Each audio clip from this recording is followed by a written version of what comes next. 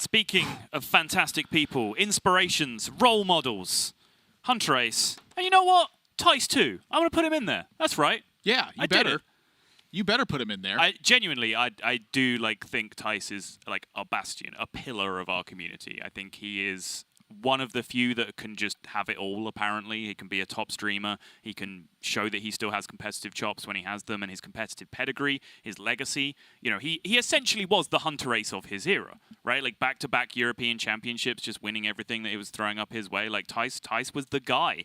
And then you can kind of create that equivalent. Like, what was the last legendary match that everyone talked about before Viper hunterace World Championship Finals? Osaka versus Thijs, right? Like that's just kind of the direct equivalent. So I do see a lot of parallels between these two players, and I do think that there is a lot of similarities, and I do think they're both big inspirations to people who, you know, looking for role models as to how to be a professional Hearthstone player. And you can see the picks and bans down below. That divine shield around one of the classes. That means that was protected prior to the match.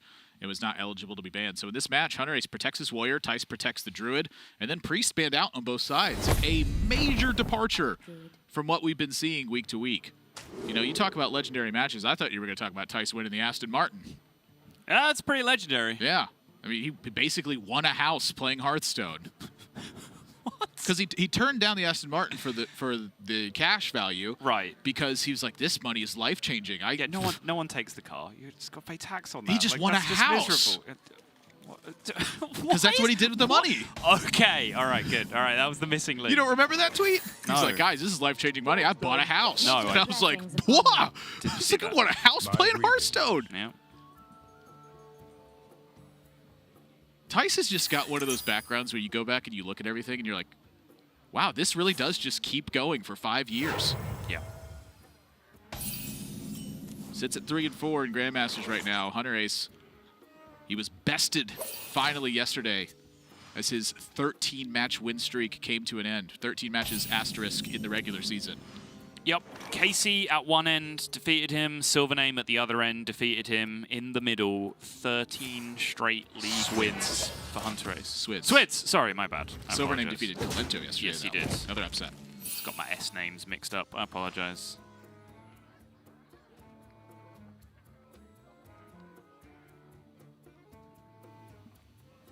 Druid mirror match, but not in archetypes. No. Thijs on Quest Druid. He's featuring Elise the Enlightened and King Ferris as his major threats. On hunterace's side, he brought Malagos Druid this week alongside a number of players about this. And they conceded, as we saw in America's, if you've been watching there, Muzzy included Geppetto Joybuzz in the Malagos Druid deck. And Orange is like, oh, yeah, that's one we probably should have had. Yeah. Man, I saw it, and I went and I played it, and I was like, whew. This one's good. Does some pretty fantastic stuff. But that is a big, I think, an uphill battle for Thijs that he has to fight in this one, is that hunterace has access to massive amounts of burst damage if the game goes long enough. Thijs does not have that liberty. Yeah, but if the match goes long enough, Thijs also has access to a ton of boards that he can generate that hunterace struggles to deal with some of the limited removal that he has, and the fact that he doesn't, you know, he can't make these plays that you can in the Quest Druid Mirror where you just over-contest from one side. Like, I don't have to kill that thing. I'll just play my Scenarius instead or whatever else it is. Like, you do set yourself out to play from behind a lot of the time unless you do curve out perfectly with your Oasis Surges, which are just about your only, like, huge threats to generate to board in the deck outside of the Malagos itself. Yeah, Nourish, paramount importance on both sides as well. Both players have that. It's two good-looking hands. I think you were talking about the Orange and how he was saying that, you know, we should have built the deck a little bit better. Zephyrus probably wasn't right. We should have played Geppetto instead. I think he specifically said, like, we took hunterace's bait in playing the Geppetto, as in playing the Zephyrus. So the blame for that card seems squarely on the shoulders of young Casper right now. I'm just never going to doubt a Zephyrus ever again. Like, there's always a situation that you can come up with where that card makes sense. Yeah, no, I mean, it's definitely an extremely powerful card. Extremely powerful turn here for hunterace.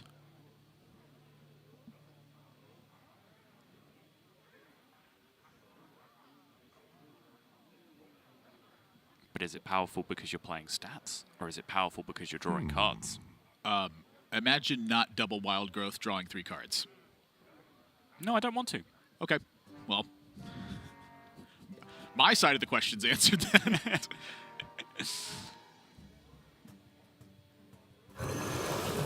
I'm pretty shocked by that. I'll be honest, I am too. My head immediately would have gone for the Nourish, but as soon as hunterace stopped to think about it, I was like, well, what's he stopping to think about? And there's only one thing he could have been stopping to think about, which is why I brought it up.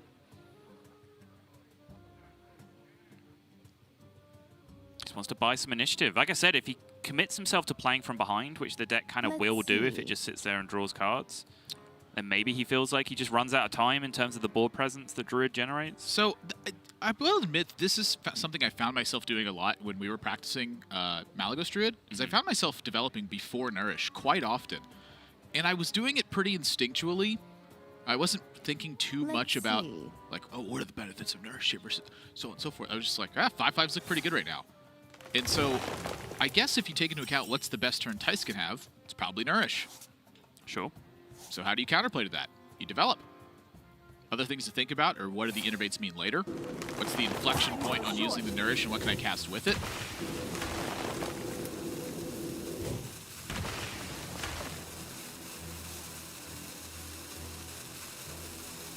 Thijs looks like rather than answer the Oasis Surger with his own, he's pretty interested in slamming down a couple of Nubasaths, trying to soften these up and finding another way to deal with them. Yeah, it was kind of the exact opposite response from Thijs, right? Where he went, no, I don't want to imagine not wild growthing twice and drawing 3 cards. That sounds awful. I'm going to do that and deal with it later. I'm not necessarily convinced of one way or the other. I think at the end of the day, they're both just very powerful plays, and either one you land on just changes the way that you have to approach it. Yeah.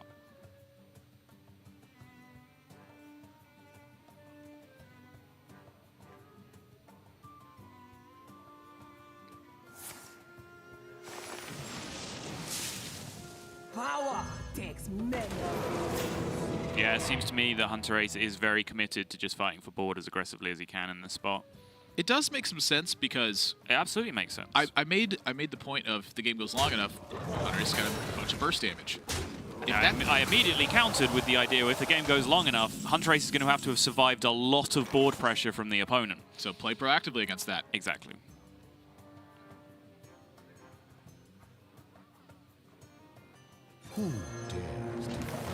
Chip damage also important. You got to remember this is a deck that can gain armor. So 30, which is a very easy number to do with the various OTK combos you have available, is not good enough. So making sure that you don't have to deal, 45, 50 damage when all the armor's stacked up on top will make your life easier if you can keep that armor under control by being ahead on board as well.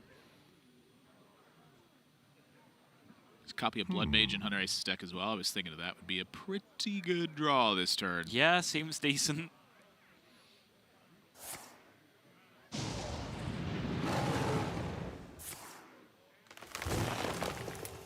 Oh, he already played Blood Mage, didn't he?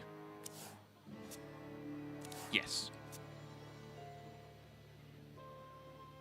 Just drops it in the pre-quest turns, I believe.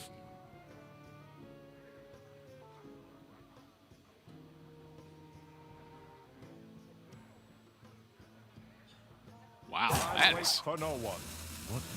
that made the turn tough. When your hand has too many good ways to dispose of your opponent's board.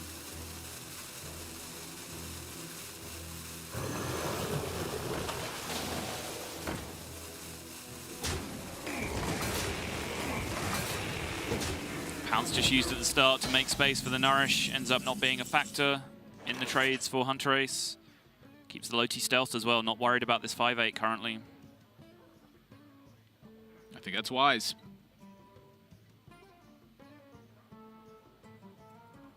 I think the damage you're going to take as the game rolls out from, not trading or from not going face. Now how I think you make that up on the kind of turns you have from Malygos. Sure. And it just makes the turns tougher for Thijs every step of the way. I think it's worth potentially taking the hit for 5 here. Decent looking Loti swipe on the other side as well from Thijs. Allows him to start being a little bit aggressive himself. If your big minion sticks, you know what I like doing. Blowing up their stuff and going face.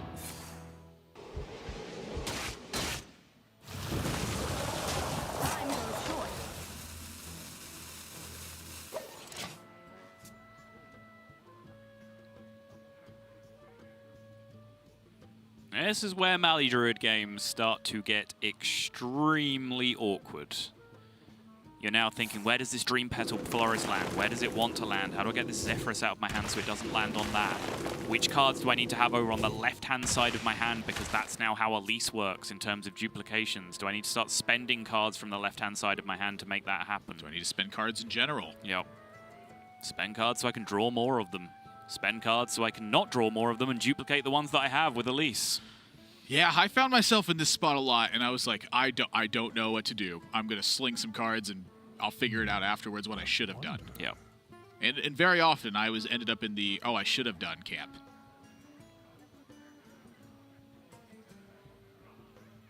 So I like the swipe here. I don't think it's a necessary tool to duplicate a ton. A lot of times you only have mana to use one swipe towards the end. Yeah, right. Depending on...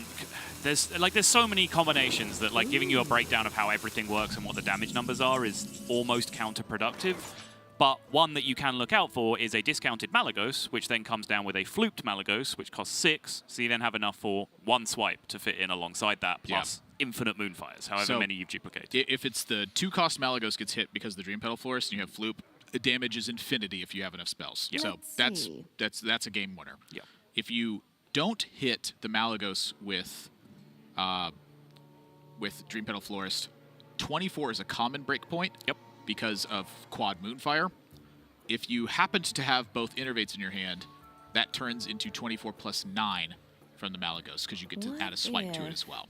So that means 33 or 24 are the 2 important breakpoints. I'm going to clarify. I know what you mean, but I've struggled to follow that explanation. It's because you also are duplicating an Innervate at that point. So you need multiple Innervates to be able to get that swipe go alongside. You have to have both Innervates during the duplication. Yep. Yeah, TLDR, it's complicated. Yeah, that's what I said. Like, we could sit here from now until the end of this game and explain different amounts of damage you can do with different combos from Malagos, but we'd have to ignore everything else to do it. And you'd all immediately forget the first thing we said. Yeah. How many dupes does hunterace have left at this point? Looking at... Huh. I see it. Anubis Ath Defender. Starfall. He's got both Starfalls in hand. He's got both Starfalls in hand. So is it just that? I think it is, right? Looking like that to me. 1 Ferocious Hellbent draw? Yeah. All right. Only plays 1 copy of Hidden Oasis. Yep.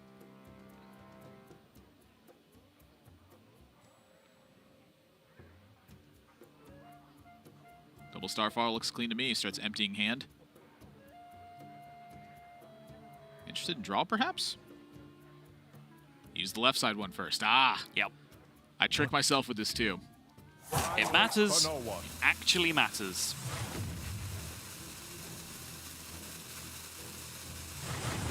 Not just casters filling time talking about, should he play the top deck one or the one he'd had?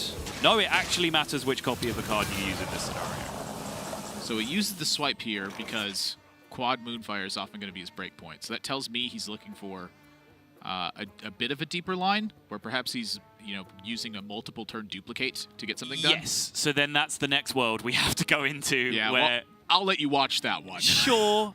In a nutshell, if you get your Floop in your hand and then you start duplicating that hand that has Malagos and Moonfires and the Floop in your hand, you can essentially chain that over and over again and do Mali plus some damage every turn for multiple turns. Yeah, it's really complicated, and it requires you to have a pretty good stranglehold on the position. Because the nature of it is, as soon as Thijs notices that's going to happen, he's basically going to move all in and try to push hunterace off of that capacity. Yeah, sure. Need a hand, Explorer?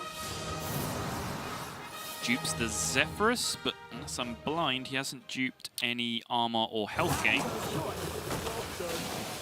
For hunterace, though, I mean, he was, that contained the pressure line. Thijs has already reacted to that. Yep. He's like, I'll just dupe a bunch of threats and keep going then. Absolutely. hunterace not happy. I believe it is just those Anubis Ath Defenders in his deck that he needs to draw before he can really start popping off. What to do? That Zephyrus not being active, that's the big kicker right now, because he needs that card out of his hand first and foremost. Like, beyond the effect it will have to clear one of these boards, he just needs it to not be in his hand so that he can start Dream Pearl floresting.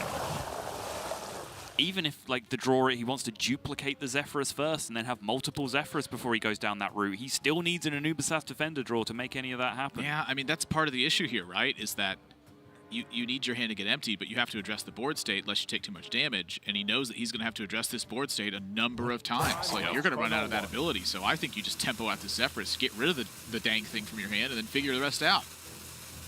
So then he's just going to innovate the Florist and take it from here. Yeah. Seems smart. Yeah, all right. I respect it. That hits the Malagos, and he draws a Anubisath Defender. Does not, so to 24 it is.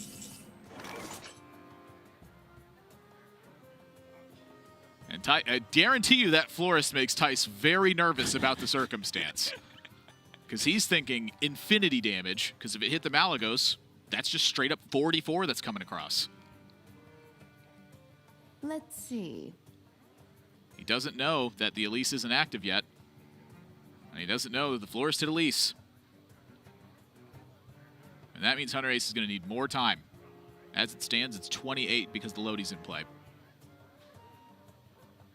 Essentially, it means hunterace needs his Floop to make something happen now.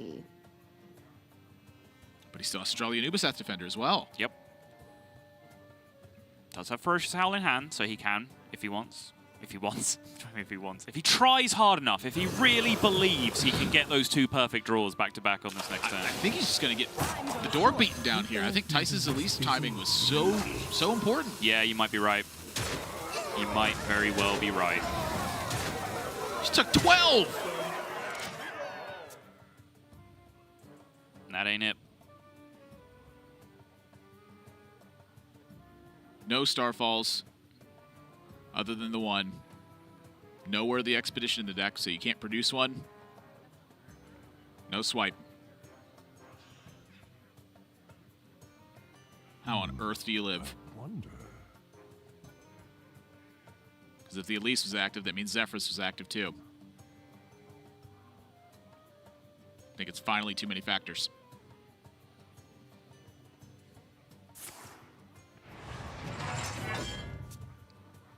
Well, finally. That's a way to dupe a Starfall.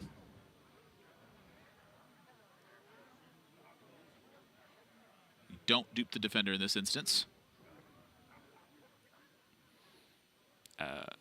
Down to 6 cards, so just the 4 on the left will be duplicated. Moonfire, Starfall, Malagos, Moonfire. That tells me I'm interested. I was pretty interested in Crystal Merchant in Starfall this turn. That would put 2 Anubisath Defenders in play this turn. Sure. I can see that. Trusting that you got your hand accounting correct there, which I do. Whoa, I had to use a Moonfire. So hunterace. And he knows he needs minion deck. This is the big kicker, right? Like, as soon as he plays that Elise, it's conceding to needing more damage, right? Because he's not duplicating the Floop, so he's kind of stuck with what he's got at that point. Yeah. So as soon as he concedes to needing more damage, he has to turn some of his damage into board tempo, into minions hitting face to end the game. Like, it doesn't look like a good play in terms of winning the game, but I think it looks like a logical play. So amidst that, hunterace accounted for mind control tech. He said, if I have this Crystal Merchant and another Anubisath in play, that card hits. Is that in there for Thijs? He's playing the one-off? He just drew it. And it reminded me of that. Nice. And I was like, that's what he was thinking of. I gave you way too much credit for actually remembering that. He's like, no, he just saw it. He just saw it. Totally remembered remembered that. Called that right before he drew it. Yeah, fair enough. Yeah, and because I said it, you know that caster thing, you say a card and it shows up. That's exactly what happened. Okay. Yeah, that makes sense. Don't check the tape.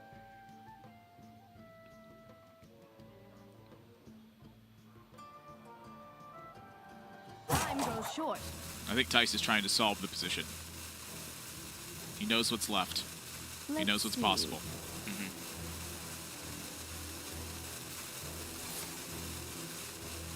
It's one of those situations where you just really love it if Zephyrus knew the matchups. You could just play it now. Just like, look, I just want Ferocious House. Like, that's all. Just keep giving them to me.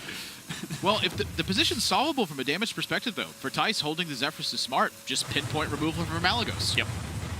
Absolutely. It's about the only way hunterace can win. The Malagos sticks. Even then. Yeah, you still got to stay alive. Yeah.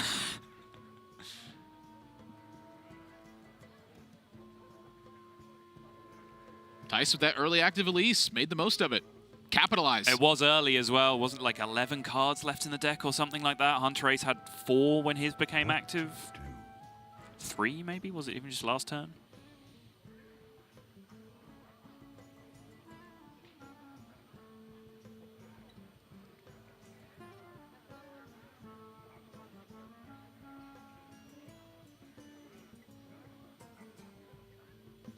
Even Thijs is trying to figure out. He's like, how do I lose this one, actually?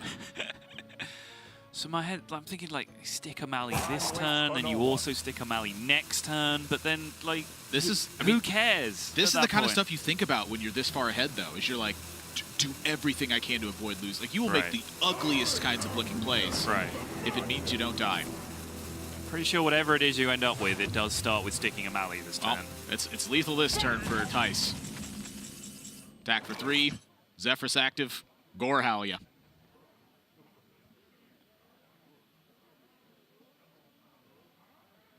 Yeah, that'll do it. Thijs? Hello?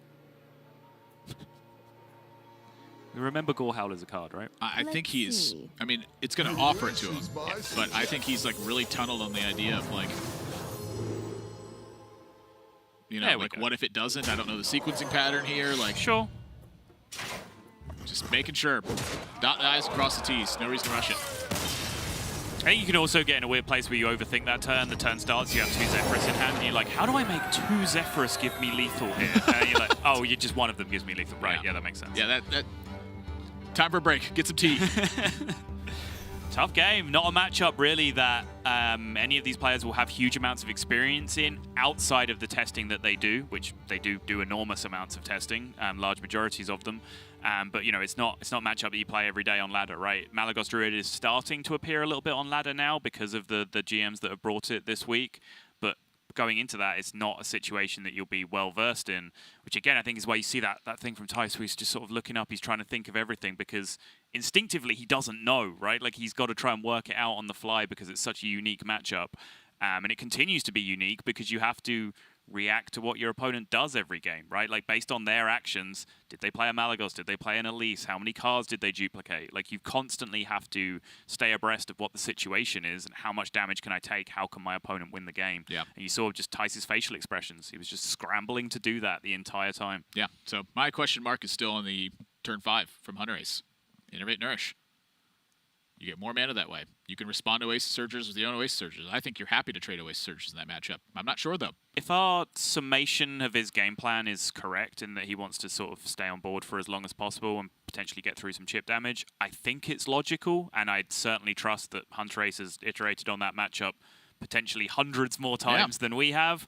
But I agree. I mean, we kind of made fun of it, right? Where it's like, well, do you not want to wild growth twice and draw 3 cards? Like, yeah, it sounds insane. It was a weird looking play, but as soon as hunterace started thinking about it, I was like, well, this is the only thing he could be thinking about, right? And then when I started to extend that through, so okay, maybe this makes some sense. Yeah, I mean, it makes sense. I think they're just both good plays. Yeah. Make the one that costs fewer cards. Works for me. I like drawing cards, so that's my favorite thing to do. We got to go to break. When we come back, hunterace versus Thijs is going to be continuing. It's our 3rd match of 6 today, and right now, Thijs off to a 1-0 lead. Stay tuned.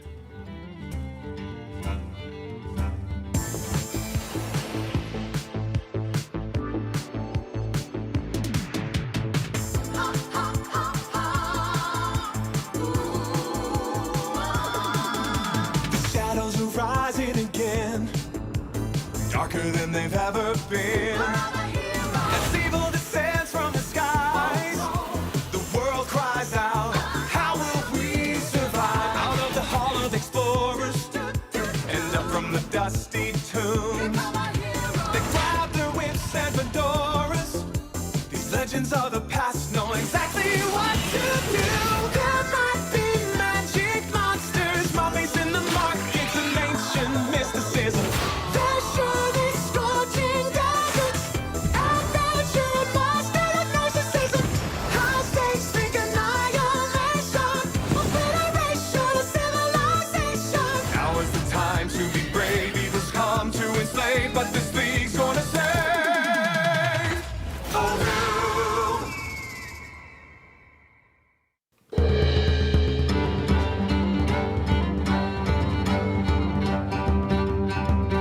My name is Sam Braithwaite, and I'm the Senior Global Franchise Lead for Hearthstone Esports.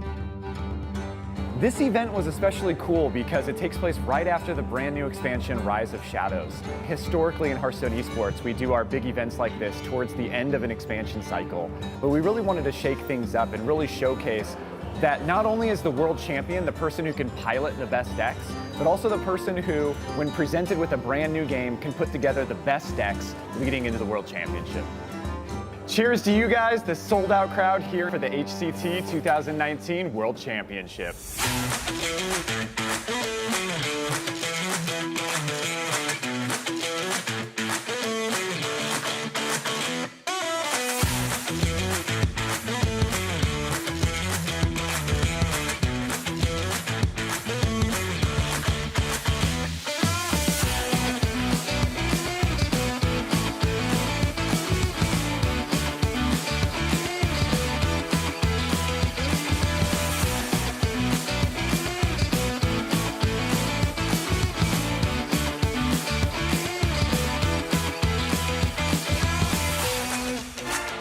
Welcome back to 2019 HCT World Championship. We've had a lot of fun games, and we're looking forward to the grand finals.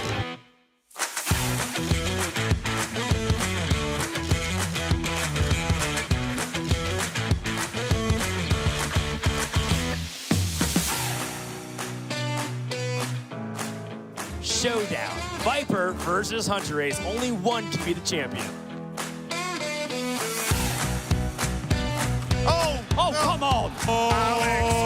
Match be dead. Wacko pick of this coming out from hunterace. It's now or never. Arch villain reform. Okay! In a completely solved game, hunterace finds a way to maximize his chances. It's been a wonderful journey throughout the past few years of the Hearthstone Championship Tour, where stars were made and dreams came true.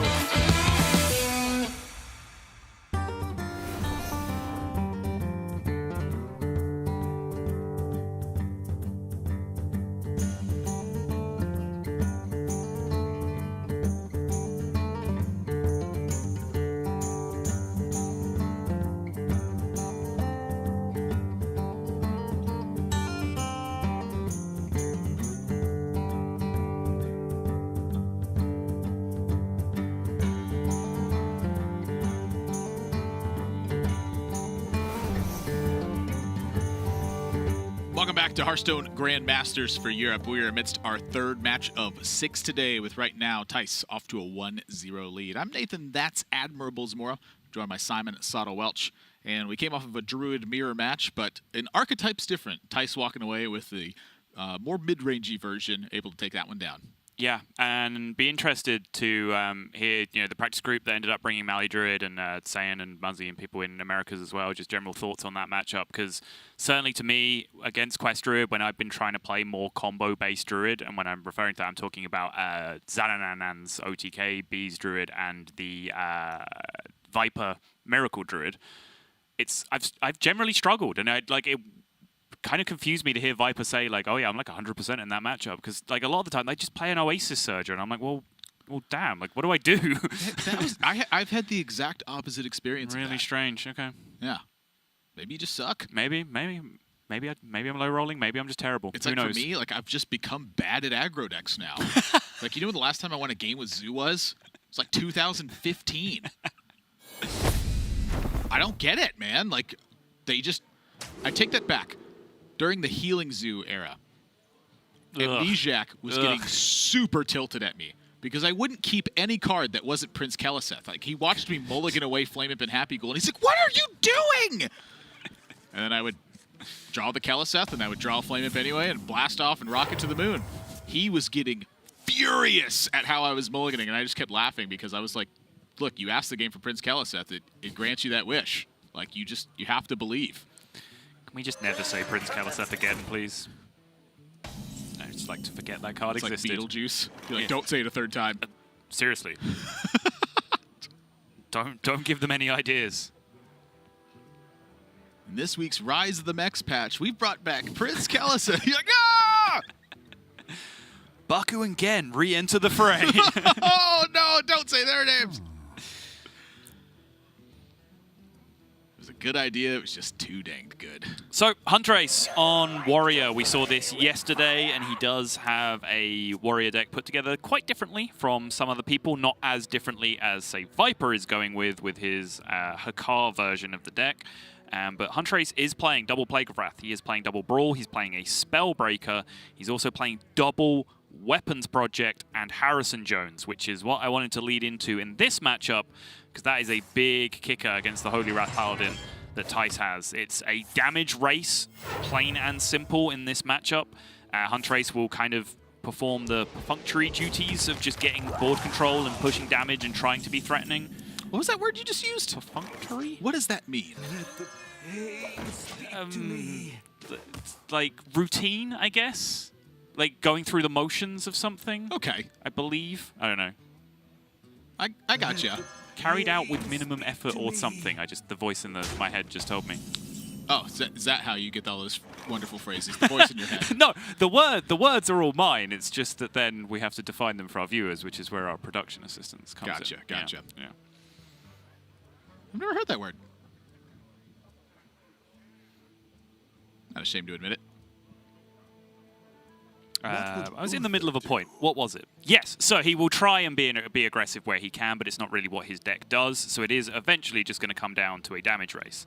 Big kicker in that damage race is the Weapons Project Harrison combination, where if you can Weapons Project Harrison, that's actually legit 6 extra armor for you. More importantly, if you can Harrison away a True Silver or Harrison away an Ashbringer from a Zephyrus, which is generally not going to be the line when your opponent is playing double Weapons Project and Harrison, but that's a factor in and of itself, then suddenly that damage race becomes much harder for Thijs to achieve. All right, so I watched this matchup yesterday, and TJ was vehemently in defense of pressing the armor button.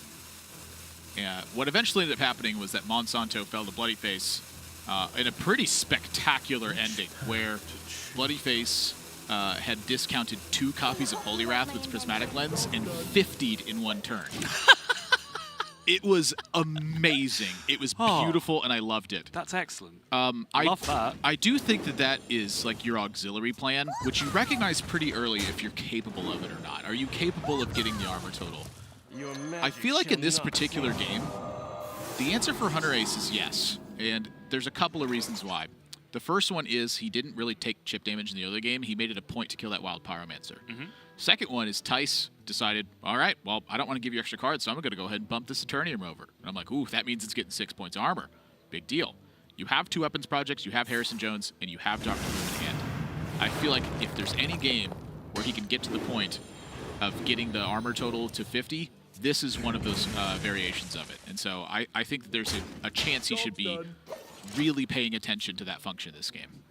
Yeah, I mean, it's definitely part of the game plan always, but there's certain hands that you can react to, right? Like if your hand is Eternium Rover, Snip Snap, Restless Mummy, Omega Devastator, Armadillo, Tomb Warden, then yeah, go ahead, play your curve, try and kill them, see if it works out.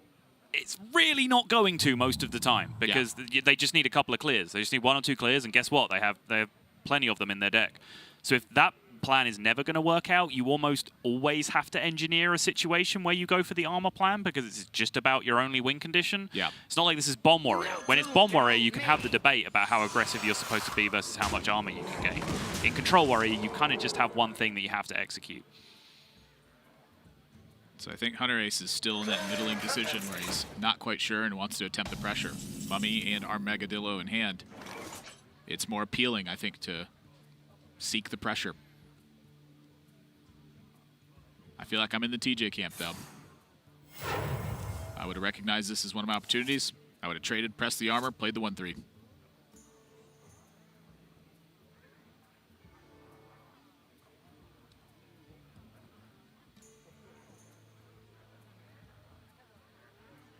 I will say the equation is not quite that simple, because you also have to factor in kind of like the rhythm of the game. So any turn you can force Thijs to react to a board. Any turn where Thijs says, there's 8 damage in play right now, I kind of want to react to it.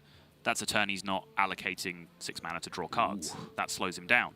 If Thijs slows down, that's an extra turn for you to draw shield blocks, weapons projects, an extra turn for you to press the armor button. If you've played Dr. Boom, an extra turn for Blast Shield to appear. So pressure does represent things. It definitely does. But it doesn't represent you attacking your opponent until they blow up most of the time. I think that turn from last turn from Thijs, where he just floated 5 mana, was about the most telling you're going to see.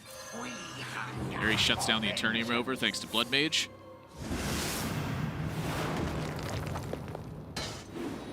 Pairing Blood Mage with Consecration is also a thing that you want to look for, because that 1 extra point of damage from the Consecration can end up making the difference.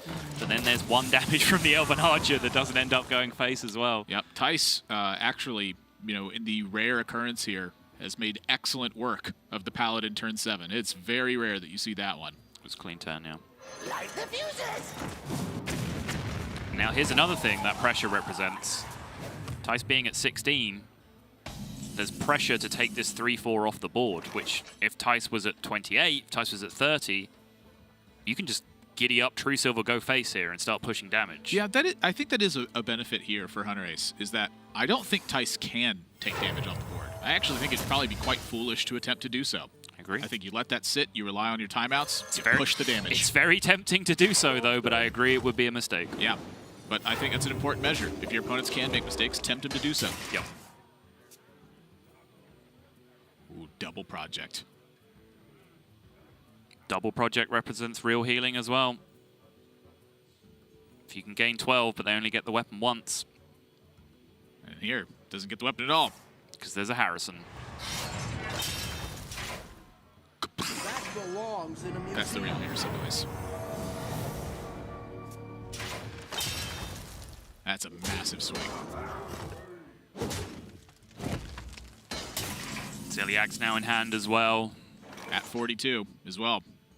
Thijs has got his work cut out for him this game, because the draw, it was there, but that turn 6 where he floated 5 mana, that was possibly one of those turns that broke the game. Yep.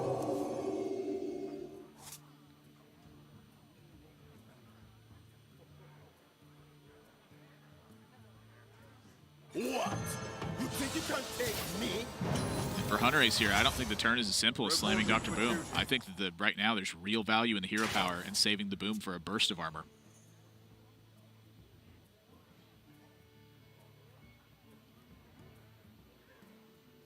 Yeah, I agree. I think his hand just has more powerful things to do than Dr. Boom just in general. On top of that, even the Dr. Boom armor equation is more complex than people like to make out, because people say, you have this many hero powers, one of them is blast shield, so you gain this much armor on per turn on average. The one thing you miss in that equation is that there's a bunch of hero powers that you don't have to use. So if you're in regular form and you have this armor, and you want to gain 8 over 4 turns, you have to press the hero power every turn. So you have to spend 2 mana per turn on pressing that button and getting 8 armor. If you just play Dr. Boom and you wait for the blast shield to come up, on the other turns where you don't have to blast shield, you can just do way more aggressive things because you don't have to press that armor on 3 out of 4 of those turns. Yeah, I pretty much relegate myself to 8 mana in the matchup. If I have the armor start. If I don't have the armor start, I usually just, honestly, at this point on ladder, I just concede. Like, I've gone through it enough, they just get ya. Yeah. Now, in this event, I'm not conceding. I'm going to play through it. But the Armageddillo here is insane because you have the Ziliax in hand. Exactly, yeah. The Ziliax is the most important one. You get to press the armor button. 2 more. Yep. When I was saying you have more powerful things to do, that's pretty much exactly what I was looking at. So now, he's also got the important step with buffing Tomb Warden in that as well. So the Tomb Warden now checks that turn where Thijs is going to go for the big all-in and have Shirvallah in play. Mm-hmm. That's what the Tomb Warden, I think, is set there for. So the aggression is important because you do need to force the board clears away from Thijs. If you run into a turn where Thijs is able to have the Shirvallah turn in an empty position, that's way, way harder. So that Tomb Warden for hunterace is, I think, likely stuck in hand unless it is serving a major setup purpose.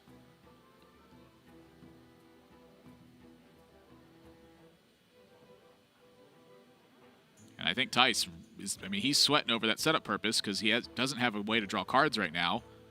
The Holy Wrath is stuck. You have to have that deliver 25. Yep. You're getting the door beat down right now. And hunterace is at 44. Like, he's 6 points away from being, just outside of the range of your combo. This is a bad spot. Yes. Asterisk Zephyrus, because you can make some magic happen.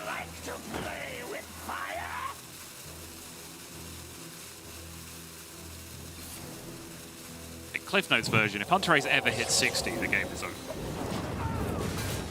50 is the go-to number just in terms of the 2 Holy Wraths.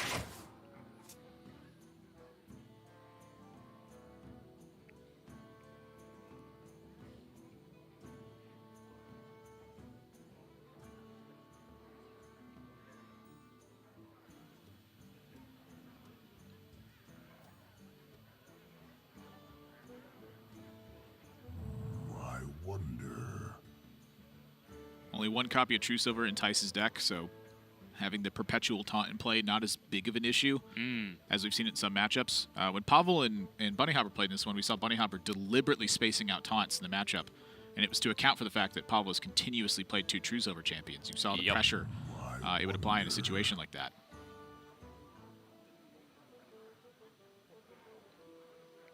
Yeah, big decision point in deck building stage for the Paladin deck as to which cards exactly your 2-ofs are going to be, because you do see people wanting to trim down to single copies of as many cards as they feel like they can get away with, so the consistency of that Zephyrus increases. Yeah, and so I think the setup here from hunterace is he's recognizing Thijs doesn't have the card draw, and so as a result he's saying, well, if I pressure, what are you going to do about it? Right. Means you're going to use timeouts. And what does that mean? It means when you draw the card draw, perhaps, you don't have the time.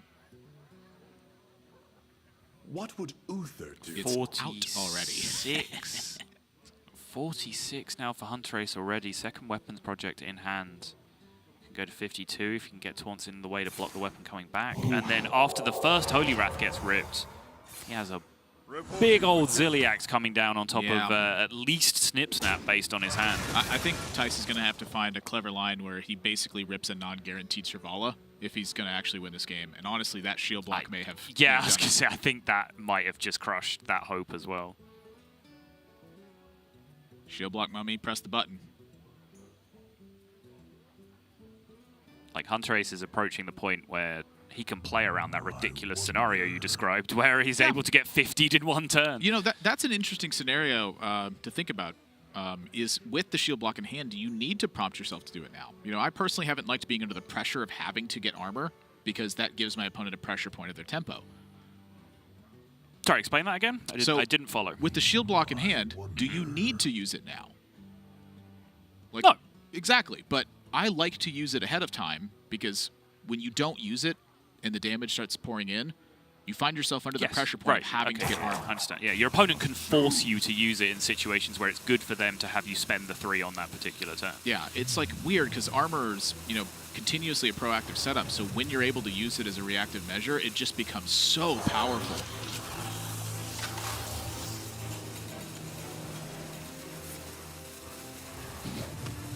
Spend 8, press the button. That's about all hunterace has been doing these last couple of turns. 53. Spoilers, that's too many. Too many armors. Zephyr's still not active. Nope. Even if he were to go off next turn, even if he was to go off this turn, his immediate damage output over 2 consecutive turns, even if his Zephyrus was active, is 54. So in the meantime, hunterace could just press armor and be out of range of that 54. You can find 3 turn setups where you go Holy Wrath for 25, Holy Wrath for 25, Pyroblast by taking a Pyroblast off the Zephyrus on the previous turn. But your opponent, A, has to be in range for Zephyrus to offer you that Pyroblast after the second Holy Wrath. And B, that's still only 60, which hunterace is going to get out of range of anyway. I'm so glad. Boom, 60. I technically saw it would be 61 because the Servala would break through the taunt and the 1/1 Silver Hand Recruit would connect. Well, thank you, incredibly nasal guy. It's well, actually, guy. Yeah. First prismatic lens of the game. Card 25. Very much like Nourish, a card you will happily keep copies of in your opening hand.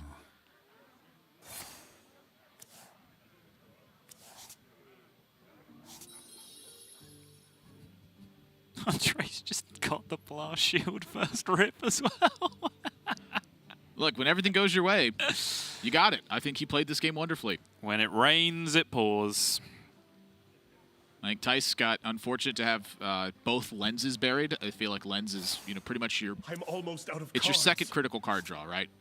It's just behind Crystology. Yeah.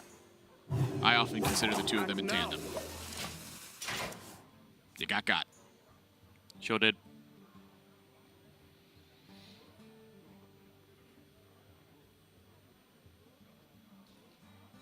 The only thing hunterace can do here in terms of letting this game slip away from him is take damage from a board from Thijs. If he stops that happening, he always wins.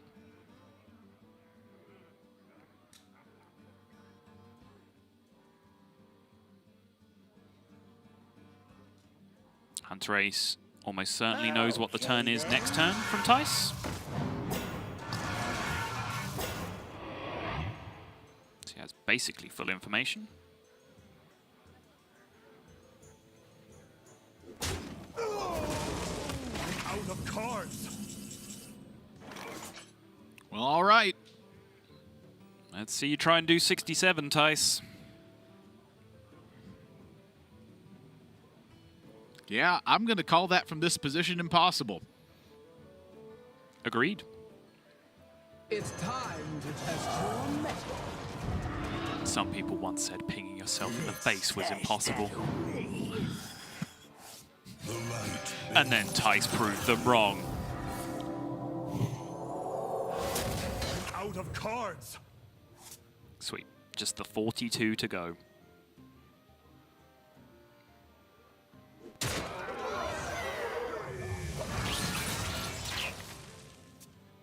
Yeah, he's shaking his head. He knows game 3's coming. Yeah.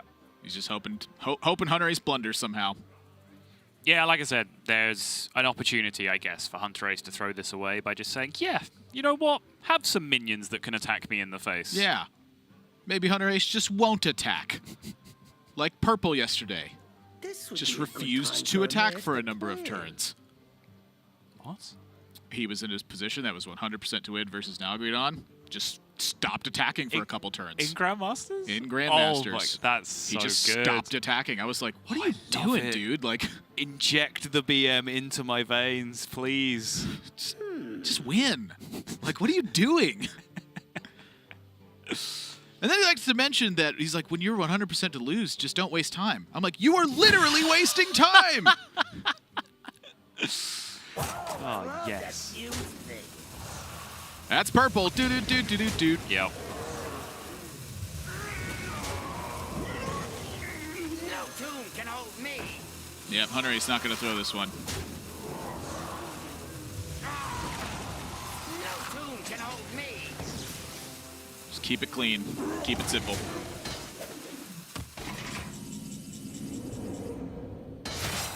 It's time to test your metal. Stash that away. They're going to have to make a new variant of it. Out of cards. 50's not enough. I think Thijs found the right line for this. It's just checked. You know, he's thinking about the Zephyrus as well. If I get one connection, there's no armor on hunterace's side, and he hasn't drawn Ziliax, hasn't drawn Second Weapons Project. It is slight variations where those cards are buried, and you have that shred of hope. Yeah, problem being that because the other banker costs 4, Thijs wasn't able to do it all in one turn, so even if he could put hunterace to 10 this turn, he couldn't just do 10 because he hasn't preloaded the Zephyrus. Like, everything just stacked up against him. It means Tyrion has to connect, so that's what he's going to go for. Sure. All right, he's seen enough. Second blast shield out of range. Yep. Game 3. That's a matchup, honestly, that we have not been seeing go the Warriors' way either. Traditionally in Grandmasters, we've been seeing the Paladins getting the better of it. We haven't always been seeing one true silver champion go up against 2 weapons projects and a Harrison judge. True So story. that's also worth saying. And those really are, to me, when you want to assess the matchup, those are the slots in the deck list that you look at in terms of things that are going to have the biggest impact. The other being Eternium Rover on the side of the Warrior and whether that's a factor. Because some people are playing one for some reason. We don't know why. weird. You know, those just armor game cards and weapon destruction cards are what really make the break points. And because so many people are now playing one true silver champion, you are conceding points in that matchup because we saw, as you were mentioning, Bunny Hopper just expertly playing around a double true silver list to just try and make sure that 4 damage didn't quite catch him. But it's a really fun matchup. Like when it doesn't be a huge blowout like that, because even then you can see how that could have been a much finer margin if Thijs didn't just have 2 prismatic lens buried in the bottom of his deck. Oh, right? yeah. Like he could have raced through that 3 or 4 turns earlier with access to those prismatic lenses, and suddenly you can subtract, what, 8, 10, 12 armor from the total, and suddenly it's looking a lot closer. I mean, that's the idea of speeding through the deck, is your opponent just has less time to gain armor. You've effectively dealt them damage when you draw cards faster. Yeah, and that was the thing that, you know, I kept trying to hit on, is that pressure in that matchup does not represent actually killing your opponent with your minions. It represents making them doing other things that isn't card draw. Make them consecrate, make them equality, make them shrink ray, because that turn they didn't cast prismatic lens, which means you then have another turn, which means you get to press the armor button again. And that 2 armor that you just gained from that 1 extra turn can win you the matchup. I'm just so happy that all of your answers to doing everything come back to get the 2 armor. Yes! In the rare occasion that I'm playing Control Warrior, and the rarer occasion where I'm queuing into a Holy Wrath Paladin, yes, that's what it all comes down to. That deck's been taken ladder by storm. I've queued into it a number of times, as well as Aggro Warrior and Token Druid and Zoo Warlock. All those decks have been taking ladder by storm for me. Token Druids? Man, I queue into nothing but aggro decks. It's ridiculous. Queuing into Token Druids? Yeah, I actually, you know, for the first time in a long time, I got frustrated by ladder because it was just nothing but aggro warriors, and I'm like, what are you doing? I keep queuing into... I get what you're doing. You're taking advantage of the fact that people are mulliganing that as Control Warrior. It's very smart. I'm just frustrated by it because it keeps getting me every time. I will never learn my lesson. Lie down on the sofa and tell me how you feel, Admirable, okay? Hoisted by my own petard. Yeah. Oh, Control Warrior, easy. Keeps you nourished. Ah! I wonder. Time waits for no one.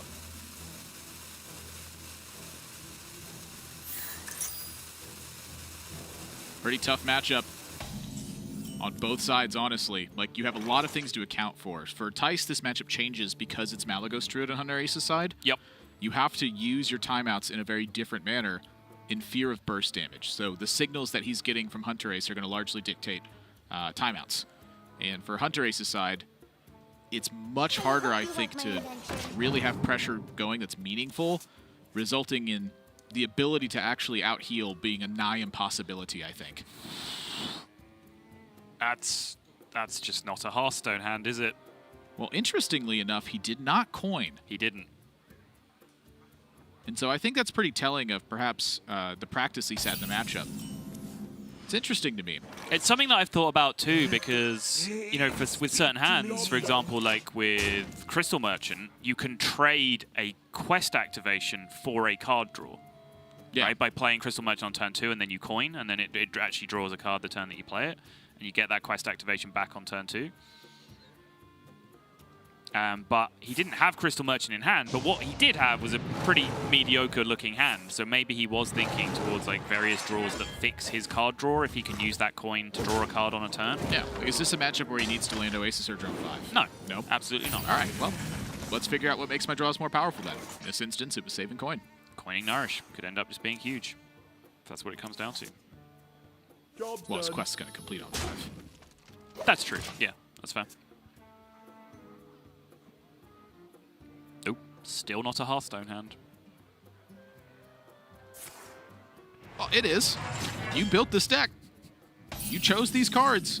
This is You possible. mean I built this deck? I'm saying it right now. You built this deck. You chose these cards.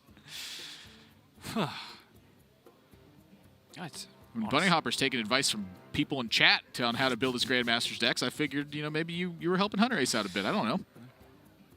Pure conjecture. Which I mean, path this was to supposed to be a choose? secret, Admirable. You just exposed me like that. I'm not a secret keeper.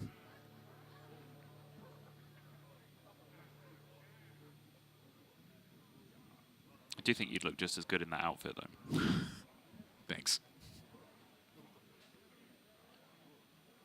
What would Uther do? 5, 6. Bam! The way that it sounded, like the way that it hit, I was like, no way. Yeah, see that look on hunterace's face? That's kind of where I'm at right now. Because Thijs intends to win this matchup with one Holy Wrath? Which path Is that what you're telling me? I think it's possible, yeah. Do you not? No. Oh. I mean, it is confusing to me that he chose to use Holy Wrath over just draw a card with Novice Engineer. That's really where my curiosity was, but yeah, I think it's possible. Okay, wait and see. If this was a mid-range Druid with 2 copies of Hidden Oasis, that would pique a bit more of my curiosity. Sure. 1 Ferocious Howl already used. There's 1 Ferocious Howl remaining plus the 1 Hidden Oasis, and hunterace's deck is also not playing the Worthy Expedition, which is Cenarius, no King Ferris. Like, the pressure is lighter on Thijs' side. I think he just has time to like chip away a lot of times. Sure.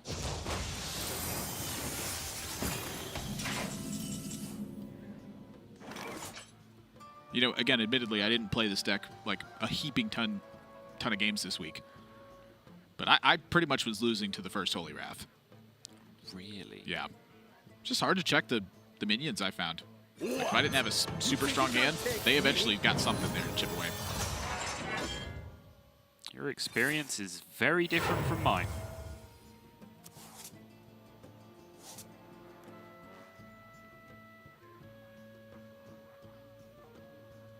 What happens now? Does this True Silver go face?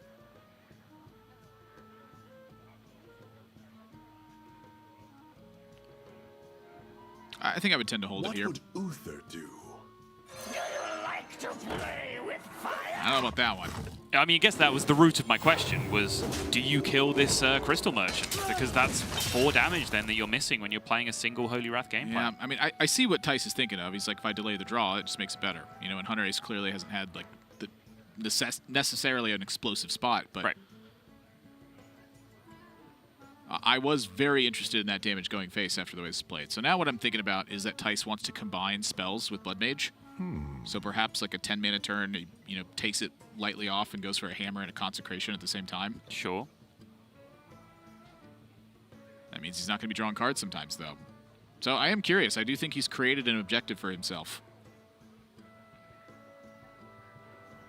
He starts the game with an objective for himself. I think a much different one than normal. Sure. The normal one is draw the deck. Now it's draw the deck and deal some damage. Yeah. You might be able to tell, Making oh things- noble viewers, but I am not on board with this game plan. Making things more difficult for yourself doesn't necessarily mean that you lowered your win rate at all. It just gives you opportunities to make mistakes. You just got to be on point.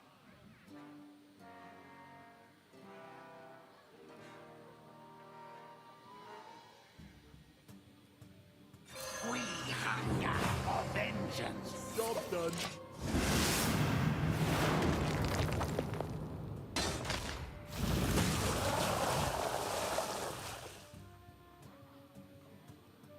Merchant number 2 is going to keep digging for that Hidden Oasis. As mentioned, that Ferocious Howl already in hand. Just digging for Nourish, right? He's thinking about the Ferocious Howl in hand as like part of what Pavel spoke about him fearing.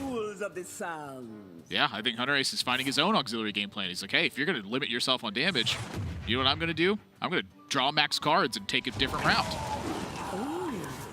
So now that hunterace has done that, I am a bit worried for Thijs. Like, the draws for hunterace have been poor. Like, that's kind of where I'm at. This is about as bad a draw as we could have seen from hunterace. He's had every ineffective card. He's just had his second Crystal Merchant, which I guess offsets that to a point. Yeah, he didn't have Nourish, right? Like, right. He had an Oasis Surger, has all the Crystal Merchants. Right. He had both Ferocious Howls. Like, right. It's not a bad hand. Okay.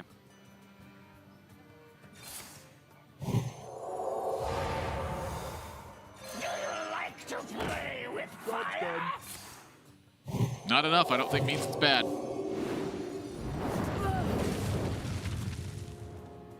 That second Starfall. Ooh, it's getting bad. Once you cross the halfway point, you're not drawing Nourish, that's when I'll start giving you bad draw then.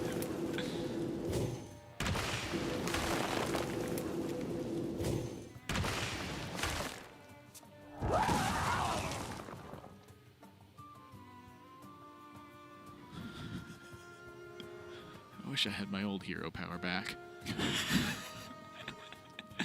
Just gaining 1 feels so good right now. Oh my gosh, that's never possible, right? No. Okay, that's ridiculous. You can't mulligan the quest. Because you just get an armor every turn, right? Yeah.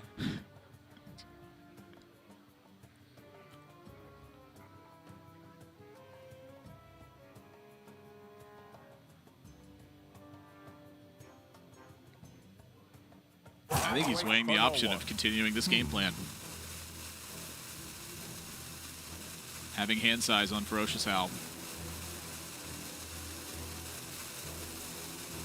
With how long he's held it, he's clearly wanting to dupe the Ferocious Howl.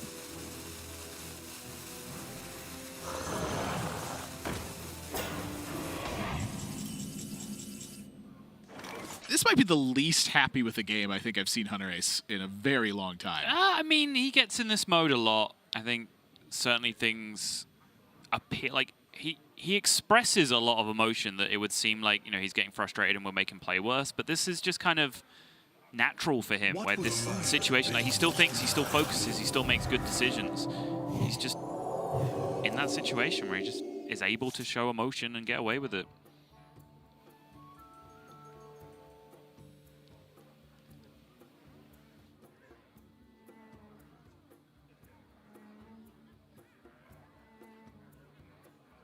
He's talking to himself. Rarely see that one.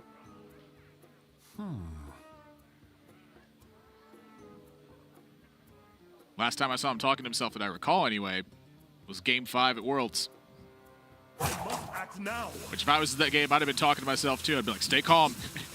It's going to be okay. I think I was way too busy freaking out about Viper's 4th Azalina or whatever it was he was drawing to be looking at hunterace. Second. You say I use hyperbole.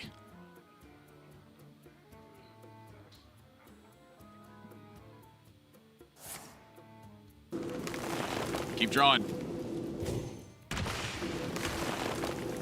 I'm going to guess that's not Nourish, given his reaction. And instead, it's about the worst card. All right, Starfall. Left side.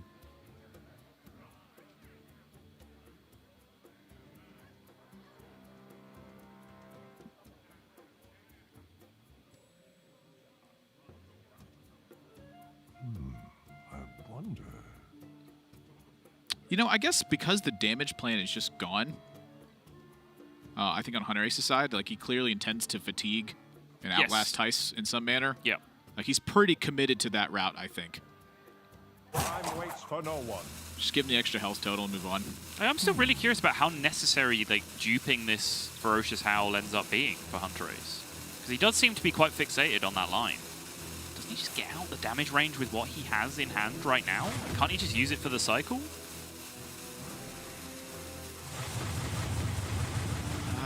No, I don't think you can. So what's the range? 25? Like, plus a Pyroblast, I guess, or plus a Tyrian Ashbringer? But you have a Zephyrus in your deck that can ooze the Ashbringer. Yeah, I think it's about what it tells Thijs, right? Like, that concealed information, I think, is really important. Put your faith in the light. Didn't expect that. I just said it. It's one of the things you have to consider. Whether there's 15 coming through from an Ashbringer, but hunterace does have that Zephyrus to be able to deal with it. He's got to draw the Zephyrus. Yeah, how many dupes does he have left as well? Why I wondered if he should have gone digging earlier with the Ferocious Howl. Swipe in hand. Both defenders drawn. Wonder. Nourish, that's the only dupe. Jeez. You know you're having a bad time. Hey, when your Highlander cards aren't active. Just saying, Tyson game 2. Bottom 5, both lens. Yeah, absolutely.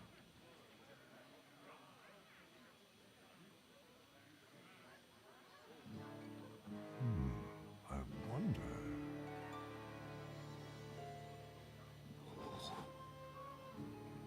It's such a critical turn. Like, you have to make impact this turn on hunterace's side.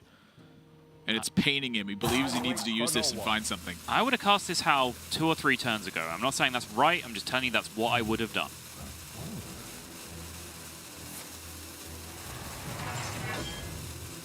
Still needs the Nourish.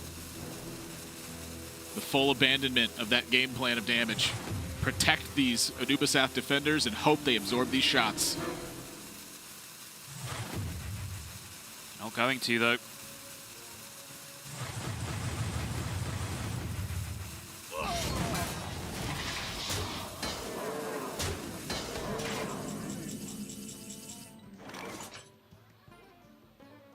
Suddenly, this Ashbringer damage looking like it might be the difference maker. The only taunt hunterace has remaining to put in the way of this is that hidden oasis, and he does not want to use that until he's getting full value out of the healing. Which path to choose? You have War Druid Lodi. If that comes to play stealth, it needs a target. Yep. If he has... Zephyrus. Zephyrus is the big kicker, yeah. Zephyrus can be the use, Zephyrus can be extra healing, Zephyrus can be a lot of things. Also, if the Nourish draw is available next turn, that's still actually potentially huge, because he can get Coin, Innovate, and Hidden Oasis all copied, which is enormous healing in itself. Yeah, I mean, Nourish has been his critical draw since, I think, at this point, start of the game. Since he decided to Q Druid. Yeah. I must act now. It is a vital card to the deck. I hope you like my invention.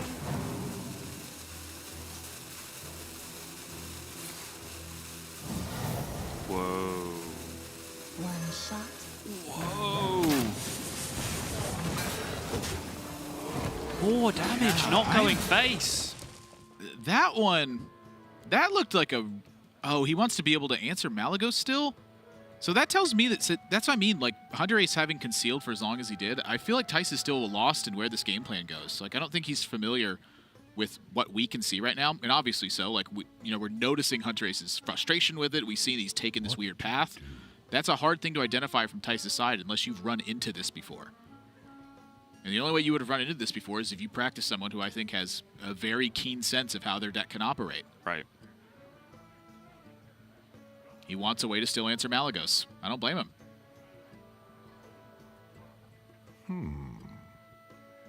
But he has 2 timeouts, and there's 2 cards left in his deck.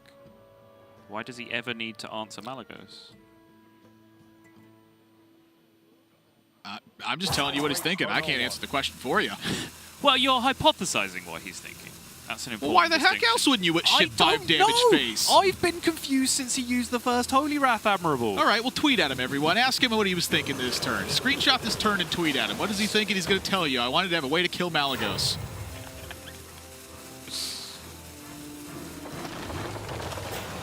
Or a turn like this. Or he may have just gone, I don't know what I'm doing. Cards.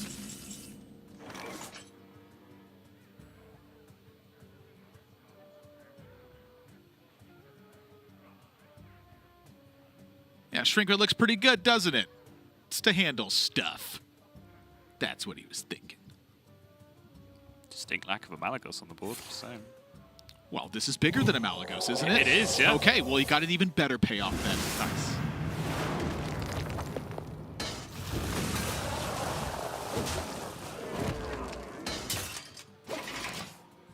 Hunterace technically outside of the range, but Zephyrus isn't active! He's got to front load the board now. He has to play the Malagos.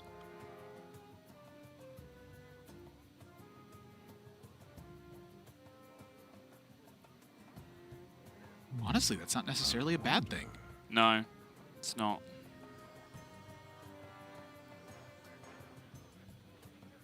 Then if he draws Nourish next turn and he's at 2 or whatever he ends up being at, 1 even. Why couldn't I do 25 plus 5? Then he'll be low enough for Zephyrus to trigger the healing cards. If he does draw Nourish and it becomes live.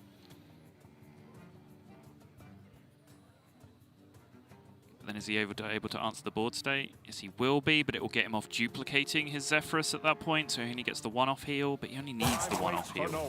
So the last card for Thijs is Banker?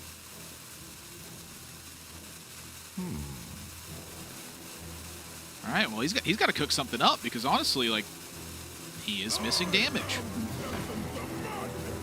Yep, he needs a board to stick. I'm out of cards. If there's a Malagos in play, it's very hard for a board to stick. Yeah, that's...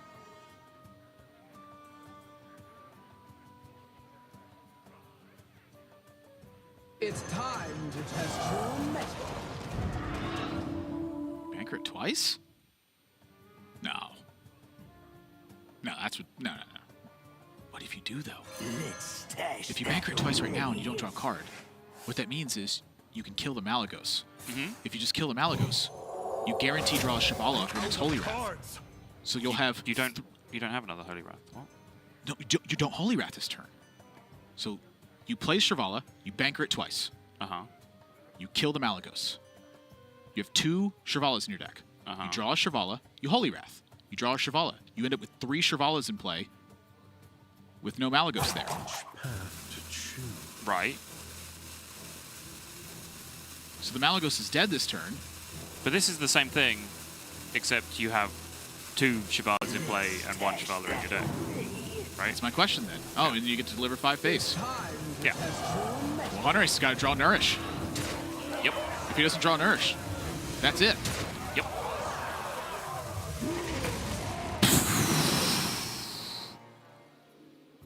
Whoa.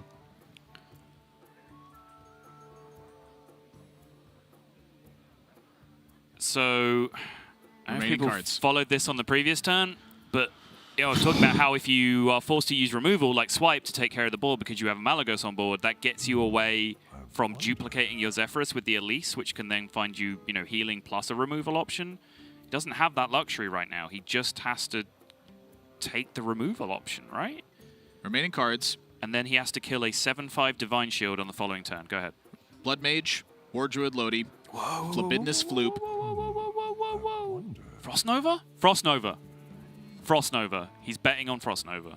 Need a hand? There's one person that I've known has a ton of experience in these spots. With Zephyrus specifically. And it's Hunterace. Frostnova will appear to resist lethal. It's very, very hard to force, but to resist lethal, it will give it to you. That's excellent from Hunterace. That is a fantastic spot of the situation. I was just talking about how this issue of not being able to duplicate the Zeph was a problem. So he now gets this board presence in play, where he knows all he has to do is beat 1 card, a Divine Shield 7/5. This is the way he does it. Whoa.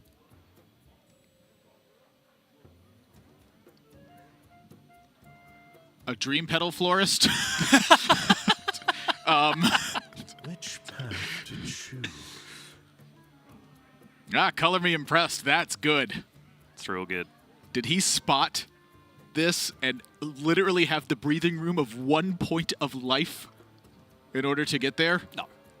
No, not that he planned the 1 point of life, that he planned something like this, and that the 1 point of life is what gives him the breathing room. That's insane. Sure, yeah. Somewhere in the back of his mind, this kind of iteration will have occurred to him, 2, 3, 4 turns ago, maybe. Reporting for duty. I must act now. Okay, the one thing you can't do is play it. That's always death. Right? So what else do you do? Do you hit a 5/5? Do you hit a 3/2? Because you know the Zephyrus is duped. Right. That's why I'm not doing nothing. Oh boy. And that's goodbye board. It already was goodbye board, to be fair, just a double swipe. I want to unreveal the Lodi too. I want to attack the 1/1 first. I want the Lodi in play.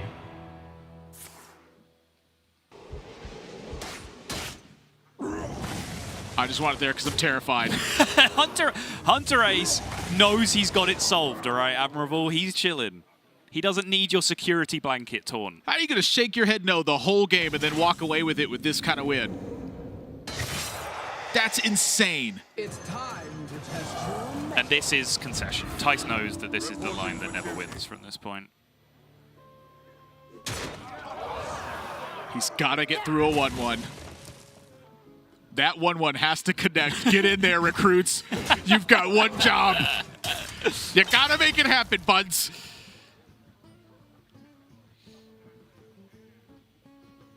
Swipe face, attack face, game over. Oh, sorry, swipe Shivala, attack face, game Swipe face, attack face. It's like, ah! I think that might still win, but, you know. Oh, yeah, it's Zephyrus. Yeah. What to do? He's just making... hunterace is calculating everything in the world, because the last thing to think about is a point of fatigue that sets in eventually. Shadow at Death? Your wish is Siphon my Soul? Siphon Soul? Okay. Oh, Holy Fire. That's way better. Zephyrus is so smart. Sign me up. Wait, you can mind control! You can double innervate mind control! Okay, all right, yeah, we're doing that. We are doing that. Casper, yes, thank you. Yeah. Who says Zephyrus doesn't know your hand? Of course it does. It just, oh, you got 2 innovates. Sure. That's not actually what happened. They just gave mind control because it's weird. Wow. This is unreal. Double innovate mind controlled it.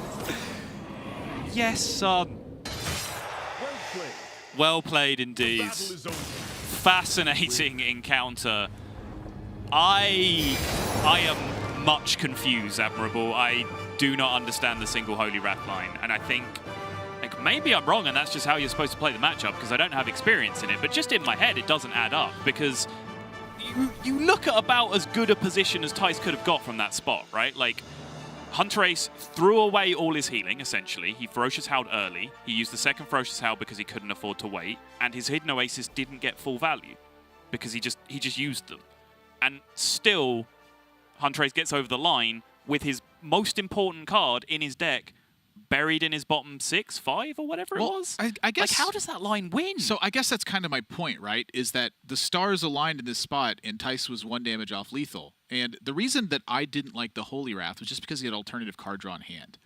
But I see where he's coming from. Like, he was very close to ending that game.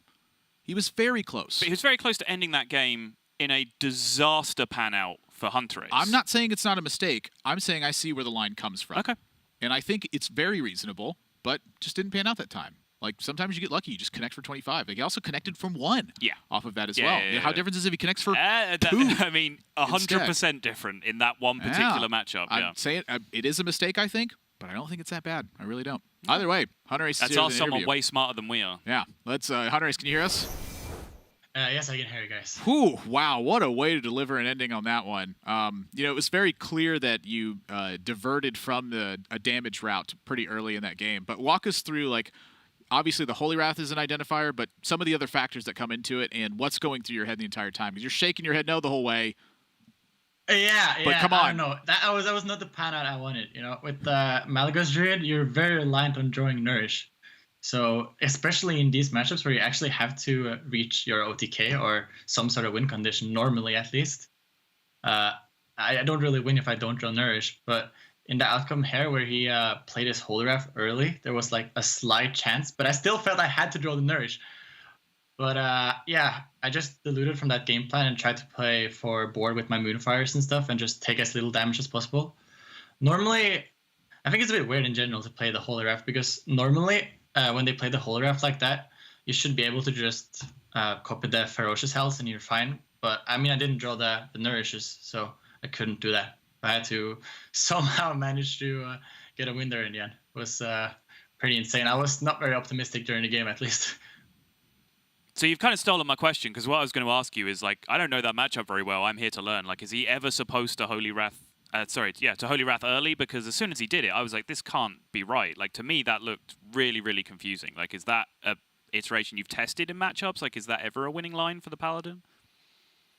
I don't really think it is, because the way you lose is when I get to the Elise no matter what, right? And I can't just change my game plan to the Ferocious Hell whenever you use the Holy Ref. So I think that's a mistake, but I haven't talked to Thijs about it, so I have to hear his opinions. I mean, I haven't tested it either. Like, normally I just assume that you always go for the 2 Holy Refs in that matchup. Gotcha.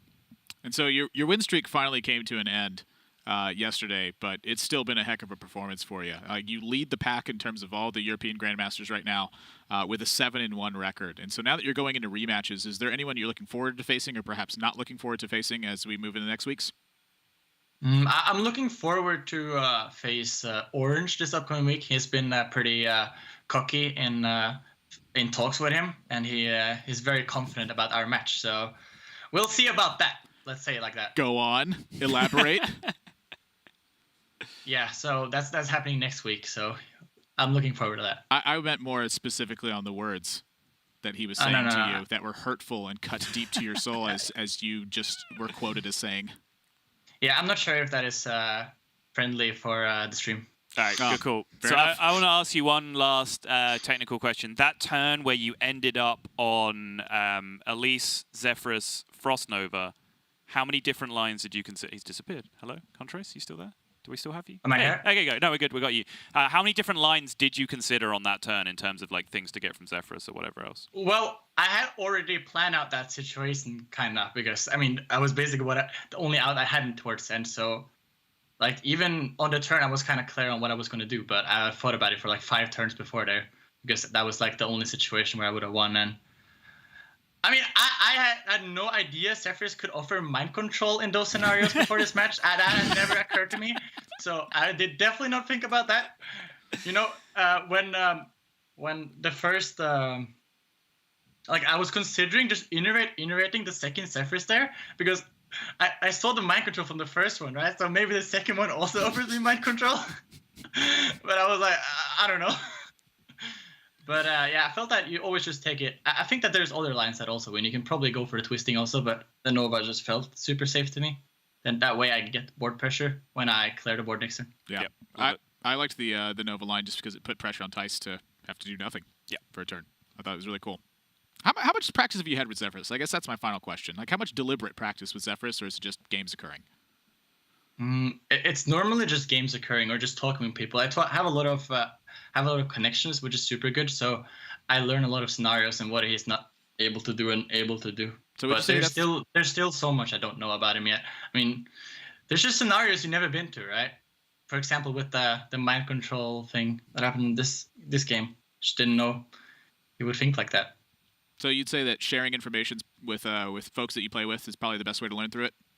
Yeah. Or just playing games and just trying out stuff. Like when you're playing on ladder, it doesn't matter if you win or not, right? You just want to test stuff out and just not go for the one you already know wins. You just test him out and see if he gives you the proper things in the proper scenarios. Gotcha. Makes sense to me. All right, well, Hunterace, thank you very much for your time. You moved to 7-1 on your match score, and that's looking so good as we move into the next weeks. Congratulations, and I look forward to seeing you play. Thanks, guys.